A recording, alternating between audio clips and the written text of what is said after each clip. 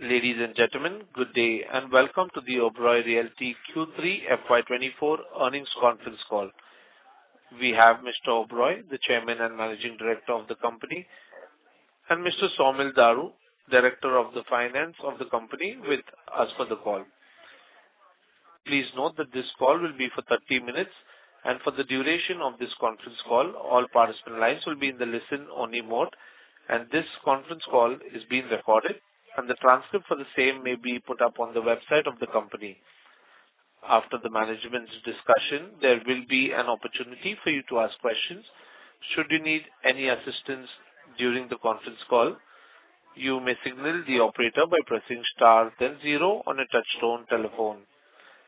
Before I hand the conference over to the management, I would like to remind you that certain statements made during the course of this call may not be based on historical information or facts and may be forward-looking statements, including those relating to general business statements, plans, strategy of the company, the future financial condition, and growth prospect. The forward-looking statements are based on expectations and projections and may involve a number of risks and uncertainties and other factors that could cause actual results, opportunities, and growth potential to differ materially from those suggested by such statements. I now hand the conference call over to Mr. Oberoi, the Chairman and Managing Director of the company. Thank you, and over to you, sir. Thank you, Zico. Good morning, good afternoon, good evening to all of you, as per the time zones which you have logged in, and welcome to the conference call of third quarter FY23-24 results and business updates. Firstly, thank you all for taking time out to attend this call. I really appreciate that. Before I begin, I would like to share some of the quick business updates.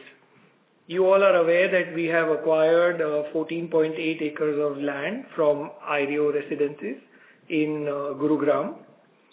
We have also concluded a land parcel in Thane. This used to belong to NRB. With this, now our total land in Pokhran is close to 80 acres.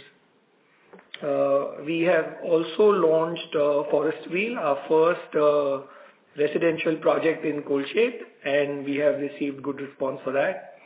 You'll also be happy to know that we have received occupation certificate for our Sky City Tower A to E, and possessions have commenced. Again, very good response from people who have taken possession. We also launched Tower C at Oberoi Garden City, Elysian project, and even that has received tremendous response. With this, now I'll open the floor for questions and answers, and both Saumil and I will be more than happy to answer your questions. Thank you. Thank you very much. We will now begin the question and answer session. Anyone who wishes to ask a question may press star and 1 on the touchtone telephone. If you wish to remove yourself from the question queue, you may press star and 2. Participants are requested to use handsets while asking a question. Ladies and gentlemen, we will wait for a moment while the question queue assembles. The first question is from the line of Pritesh Sheth from Motilal Oswal. Please go ahead with your question. Mr. Pritesh Sheth, your line has been unmuted. Please go ahead with your question. Yeah, thanks for the opportunity.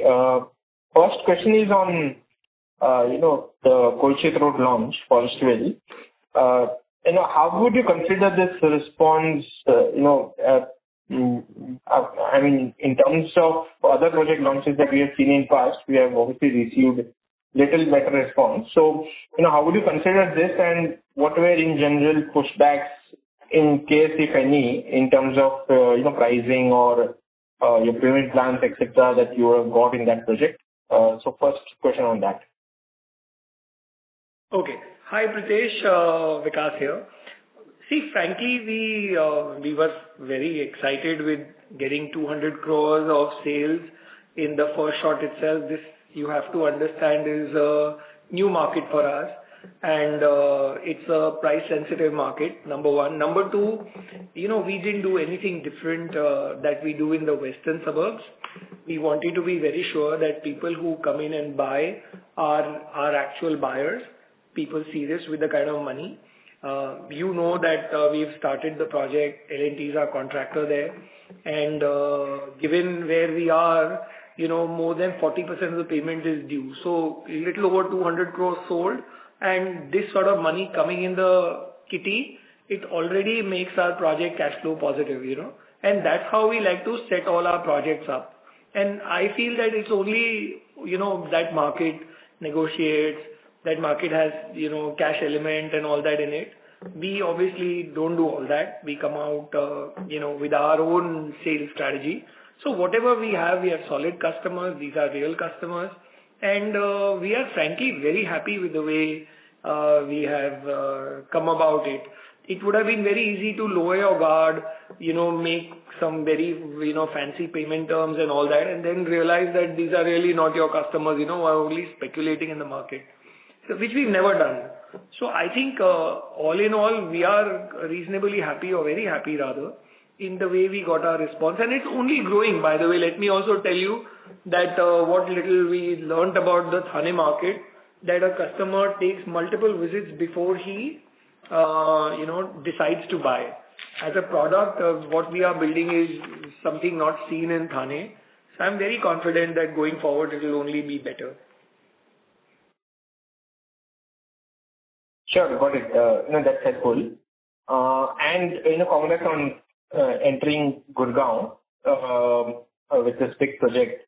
So what would be your strategy going ahead, since we have one project probably which would be like maybe 9 months or 12 months away from launches. But currently, if you see that market, whatever is launched, gets sold off very quickly. So definitely you would have your plans in terms of how we can further deepen our presence there. So anything you will look, again in near term beyond this one project, or for now your focus would be on launching in this and then looking at new projects? So how should be the strategy? No, absolutely correct. We want to be in the business for the next 100 years. So for us, any strategy has to be a long-term strategy. We are not going to, just go out there and pick multiple projects. We want to make sure that we, do a proper launch. We are not in any hurry. We don't want to run behind just aggregating land. I really want to tell you, execution is a huge challenge. I don't know how many of us will eventually end up delivering. We as a company want to be sure that whatever we take, we deliver. We genuinely have a huge shortage of good contractors, and the last mile in our business is not really ready. So, and we as a company are committed to quality. So we want to be very, very careful. We are going into a new market. We want to make sure that whatever we commit, we deliver, and only then we'll think of growth. For us, it's all about, quality and delivery before, any sort of speculation in growing and running around and all that. Sure. Got it. That's helpful. And those are the two questions for now I had. I'll just join back the queue in case it's not asked by any other participant. Thank you. Thank you. Thank you. Our next question is from the line of Saurabh Kumar from JP Morgan. Please go ahead. Hi. So just three questions. One is, what will be the investments this quarter? And basically both the Thane and the Gurgaon parcel. I just want to get your cash flow. Seems that your debt has gone down by 190 crores. So how much was the land acquisition spend? So, sort of two things. Firstly, as far as Thane is concerned, it's a revenue share arrangement with the landlord. So there was no investment in the land per se. But no deposit also. No, there was a very small deposit which was given, very frankly, Saurabh. But so right now, we are recouping the deposit. So there is no cash outflow as far as that bit is concerned. But essentially, the entire land payment will automatically get taken care of over the course of the project, from the revenue realizations from customers. So that is how it would work as far as what we could say Thane is concerned. The second one you said was about? In Gurgaon, how much did you pay this quarter? In Gurgaon, we would have paid close to about 100 crores this quarter. The balance is payable based on certain milestones as far as the agreement is concerned. So that should get paid out over the course of the next year or so. Okay. So ex of land, you made about 290 odd crores, 190 crore debt reduction and 100 crores for Gurgaon. Yeah. Okay. Secondly, just on this Worli, the 360 West, you have 500,000 square feet, which, at your sales rate works out to about 7,000 crores of inventory. But the velocity has been all over the place. So, how do you think about what's a realistic monetization timeline of this asset? So, Saurabh, we obviously had a partner who was also in need of money. Yeah. Now, I can safely say that 100% of his stock is sold, or at least 99% of his stock is sold. And if you really consider velocity, you have to consider that he also sold his inventory. So if you really see, there has been tremendous demand. Of course, he unfortunately had to sell it a lot cheaper than what the markets would have or could have absorbed that.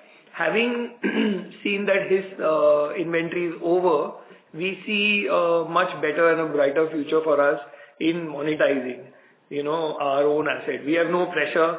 So obviously the question of dropping the price just doesn't come. We are also, and this also helps us, see and filter the right kind of people who should be coming in that building. That's about it. There's really no other strategy. It's very simple and we are following that, Yeah, no, my question was essentially the 7,000 crores is literally cash for you. Closest you can get to cash. So I just want to know the time frame. So, I'd be excited if it is done within the next 12 months. I hope this gets done really fast.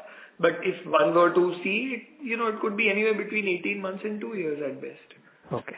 Yeah. Okay, good. Yeah.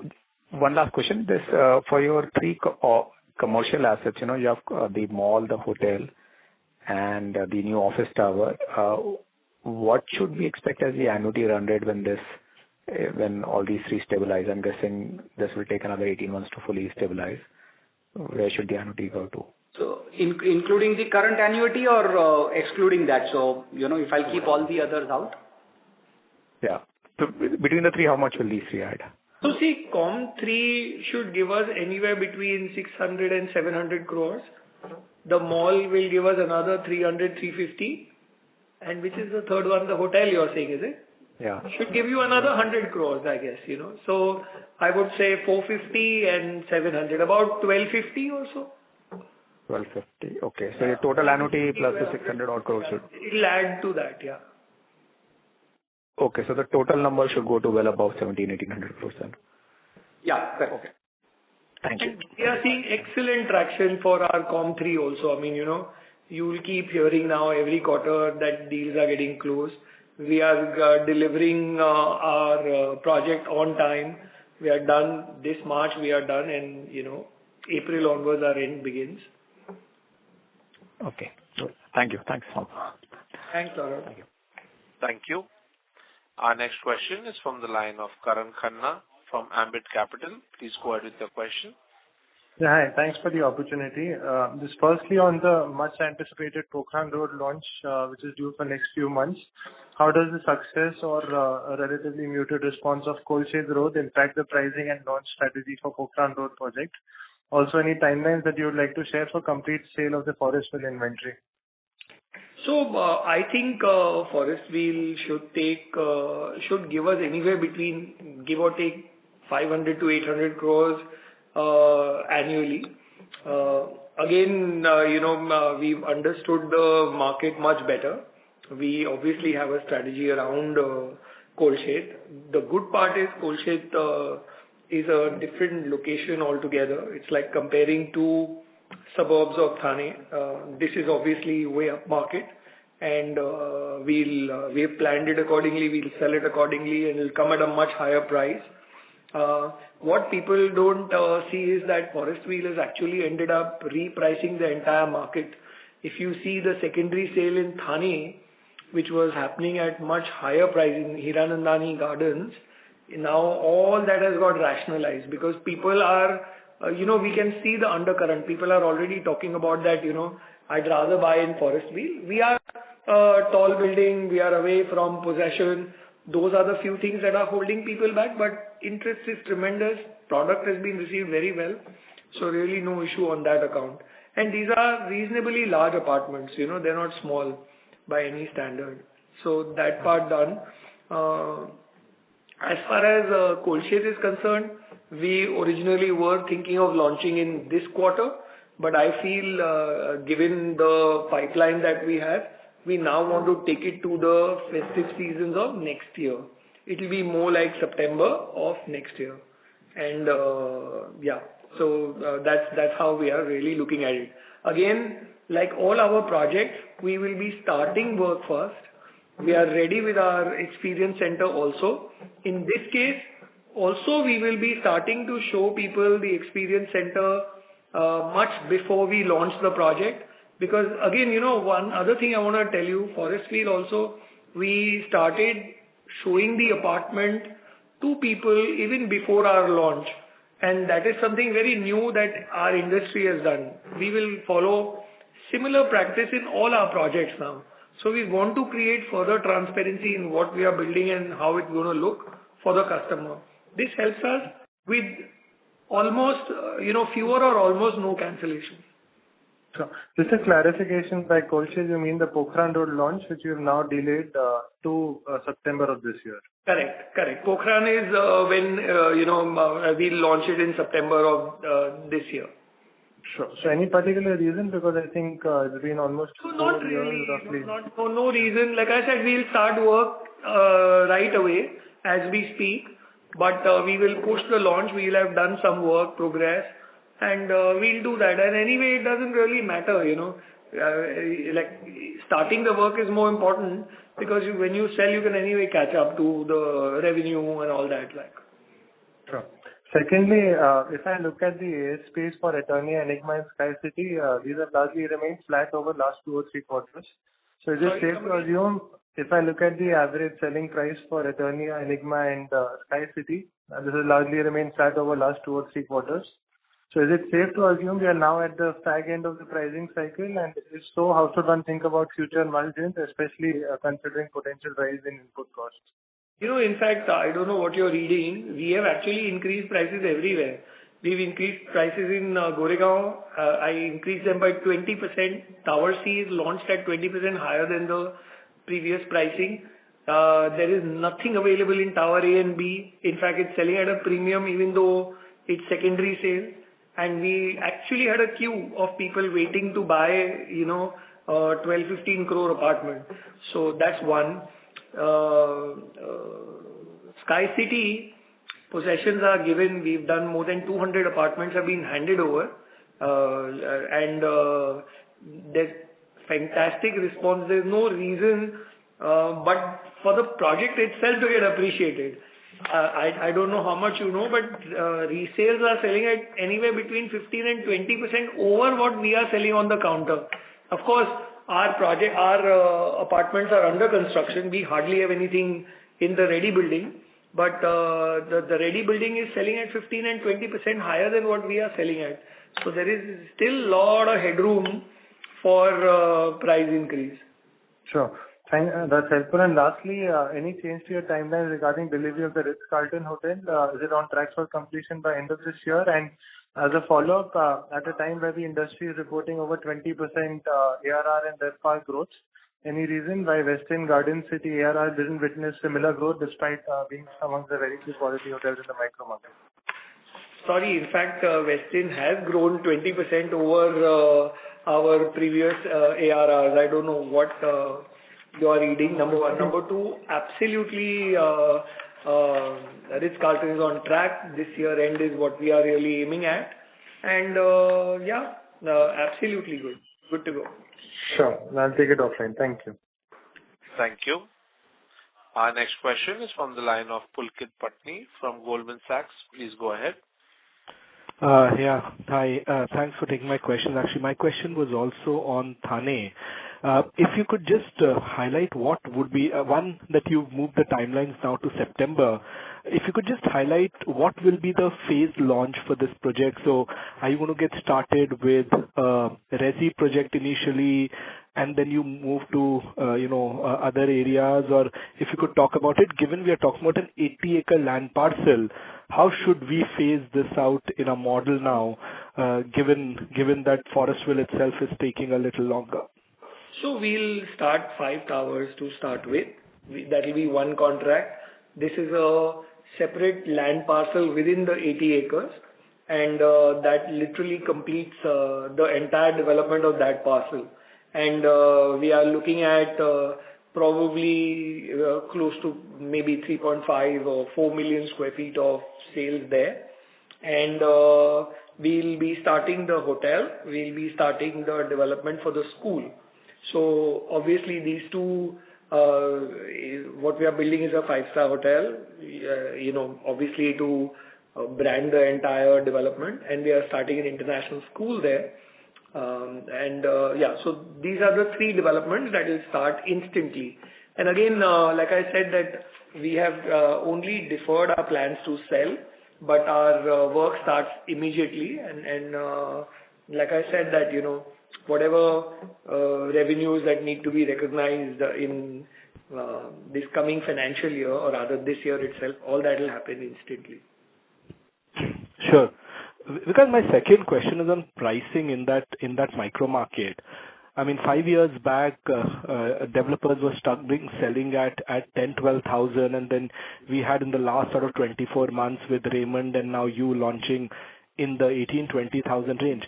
Do you think, at least in the near term, that there is scope for pricing to go up more in that micro market, given that we've already seen a pretty big uptake, say, over the last 2.5-3 years? No, very relevant question. Firstly, I want to tell you, look, there is a quality deficiency in Thane. People are not building or making that kind of quality. I think we are the first developers in Thane who's got L&T as a contractor. So that's point number one. What we have proposed as a product is probably the best in Thane. If you see some of the competitive internal Thane markets, if you see Hiranandani or that area, they are at 25 and 26,000. So like I said that, today when people see our product, they feel that it's worth getting in here than, paying that kind of money. People who are smart are probably seeing the arbitrage and are willing to take Forestville, because see, Forestville is very close to Hiranandani Gardens. In fact, much closer to the Thane city. And now, given all the rest of the development around it, it's become a nice ecosystem, So, and with good infrastructure in place, I don't see any problem. And I agree with you that there is enough headroom for price increase. Sure.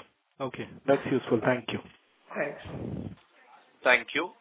Our next question is from the line of Akshay Malhotra from HSBC. Please go ahead. Hi. Thanks for the opportunity. Just had a quick question about the Gurugram project. Just wanted to ask if will we need to alter the revenue recognition policy for this project? I'm asking in terms of the current percentage completion method that is being used for the other projects to the project completion method for this market. That's all. Hi, Akshay, Saumil here. So,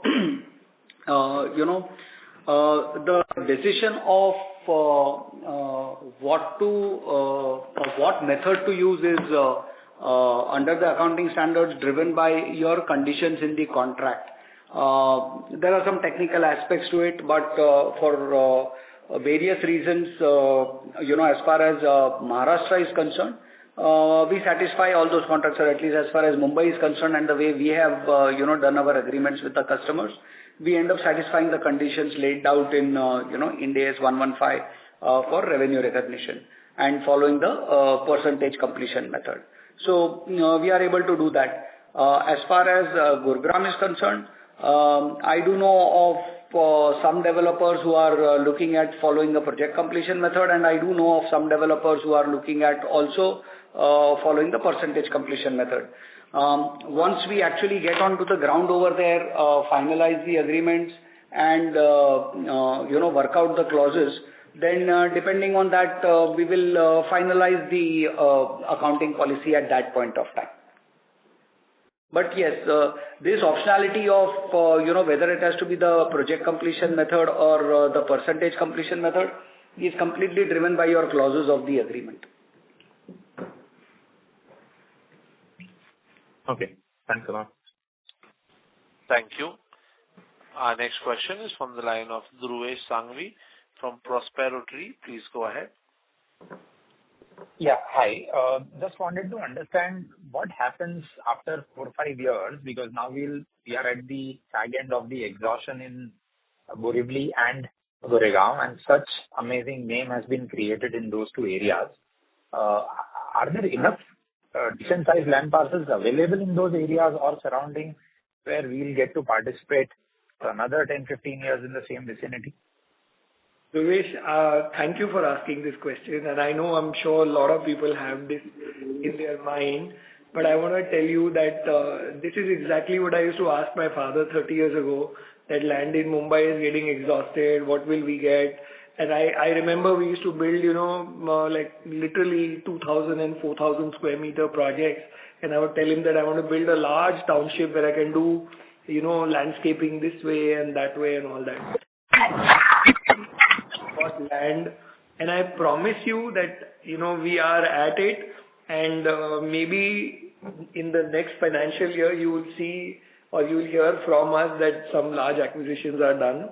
Right now I can only disclose this much.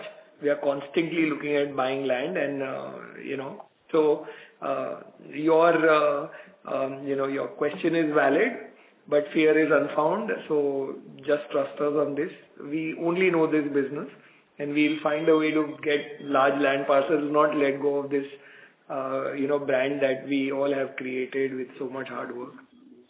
Yes, thank you. And a small follow-up to that, to have our stage 2 in terms of Oberoi, because let's say we are 6 to 8 projects at a point in time now, to really take our pre-sales and the organization to double what we are today.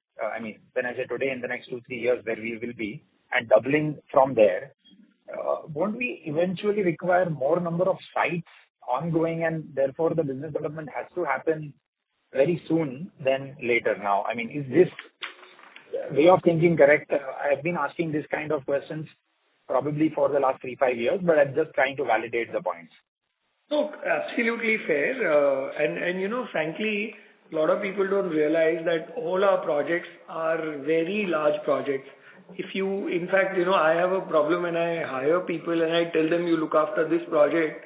They come and tell me that I was looking at 20 buildings and 22 buildings, and now you're telling me to look at 5. But if you calculate, all the 20 buildings these people were looking at were not more than 5 or 7 lakh square feet put together. Whereas like our 5 projects are like, 50 lakh square feet. 5 towers are like 50 lakh square feet.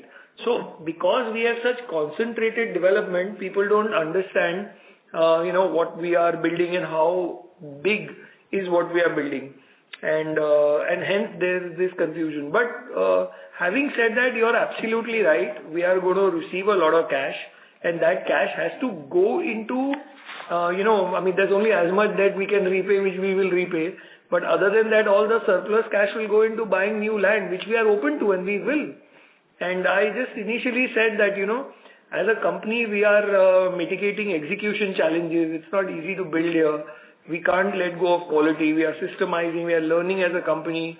So in fact, I would say that we are absolutely ready for growth in multiple ways, not just business development, even execution for that matter. So, all said and done, I think things are looking great, Thank you. Thanks a lot. Thank you. Ladies and gentlemen, that was the last question of our question and answer session due to time constraint. I would now like to hand the conference over to Mr. Oberoi for closing comments. Well, thank you all for taking time to, attend this call. I really look forward to hearing from you on an ongoing basis. My team and I are all available for any questions that you have, or any follow-on questions you have. I just want to end our call by telling you that, with the clear stability in our political future, looking so explicit, India is on a growth trajectory. I have just come back from Boston and met several global leaders. India is absolutely on top of their mind. If they are not in India, they don't know what they are doing, and that's the emotion or feeling they have. So I think the growth trajectory going forward is very clear, and the elections are a foregone conclusion, according to me at least, so I think we are in a very stable environment, and going forward things look really amazing. And this is where I want to end. Thank you all, and thank you once again. Thank you. On behalf of Oberoi Realty, that concludes this conference call. Thank you for joining us, and you may now disconnect your lines.